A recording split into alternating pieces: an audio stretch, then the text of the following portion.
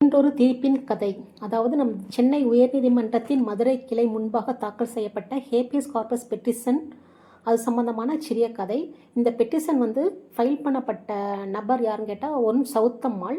அவங்க என்ன பண்ணுறாங்கன்னா, ஏற்கனவே இந்த வழக்கில் அக்யூஸ்ட் பாண்டிதரன்றவர் ஒரு 2-3 ஆக்ட் கீழே அவங்க அரெஸ்ட் பண்ணியிருக்காங்க. அதாவது section 87, section 137, subsection 2 of the Bharatiya நியாய Sangeetha 2023, then section 7 with 8 of the protection of children from sexual offences act 2012.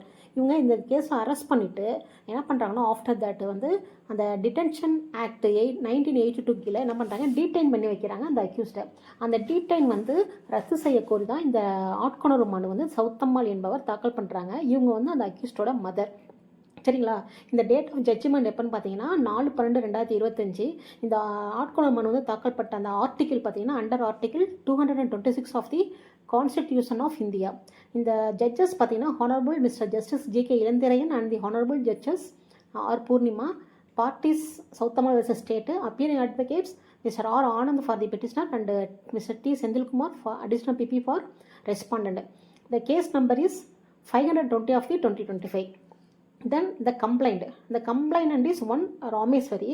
அவங்களோட ஸ்டேட்மெண்ட் படி என்ன சொல்கிறாங்கன்னா, அவங்களுடைய 3rd டாட்டர் ஸ்கூலுக்கு போயிட்டு இருக்கும்போது இந்த அக்யூஸ்ட் வலுக்கட்டாயமாக அவனோட பைக்கில் ஏற்றிட்டு தொலைதூரம் இடத்துக்கு அழைத்து சென்று அந்த பொண்ணை ஹக் பண்ணுறதுக்கு ட்ரை பண்ணியிருக்கான். அப்போ அந்த பொண்ணு பயந்து அவனை கையை தட்டி விட்டு அங்கேயும் தப்பிச்சு வந்திருக்கு. அதன் பேரில் அவங்களுடைய அம்மா ராமேஸ்வரி என்ன பண்ணுறாங்க, இந்த கம்ப்ளைண்ட்டை தாக்கல் பண்ணுறாங்க. அது FIR இன் கிரைம் நம்பர் 11 ஆஃப் 2025 ரெஜிஸ்டர் ஆகுது. இந்த ரெஜிஸ்டர் பண்ணதுக்கப்புறம் அவன் அந்த டிடென்ஷன் ஆக்டின் அடிப்படையில் டீடைன் பண்ணும்போது இந்த ஹேபியஸ் கார்பஸ் பெட்டிஷன் அவங்க அம்மா தாக்கல் பண்ணுறாங்க. இதில் என்னென்னலாம் அவங்க பரிசீலனை பண்ணுறாங்க பார்த்தீங்கன்னா, இந்த ஜூரிஸ்டிக்ஷன், அந்த செகண்ட் ரெஸ்பாண்ட் இதை அந்த டிடென்ஷன் ஆர்டர் போடுறதுக்கு ஜூரிஸ்டிக்ஷன் இருக்கான்னு பண்ணுறாங்க. தென் இந்த ஆர்டர் போட்டதுலேருந்து 3 மாதம் காலாவதி ஆயிடுச்சு, அது செல்லும் தன்மை உள்ளதானோ அதை நம்ம கன்சிடர் பண்ணுறாங்க.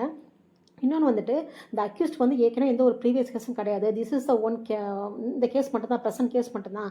அதனால இந்த டீடைன் பண்ண முடியாது டிடென்ஷன் ஆக்ட் படின்னு சொல்லிட்டு அதையும் இதில் பரிசீலனை பண்ணுறாங்க. ஃபைனலாக என்ன முடிவு பண்ணுறாங்கன்னா, இந்த டிடென்ஷன் அந்த habeas corpus petition was allowed and the detention order was set aside by the high court. Then அதுக்கப்புறம் டைரக்ஷன் கொடுக்குறாங்க. அது என்ன டைரக்ஷன்னா, இந்த அக்யூஸ்ட் செல் கோஆப்ரேட், அந்த ட்ரையல் கோர்ட்டில் போக்சோ கோர்ட்டில் shall cooperate for cross examining the minor child அப்படின்னு சொல்லிட்டு இந்த வழக்கை முடிக்கிறாங்க.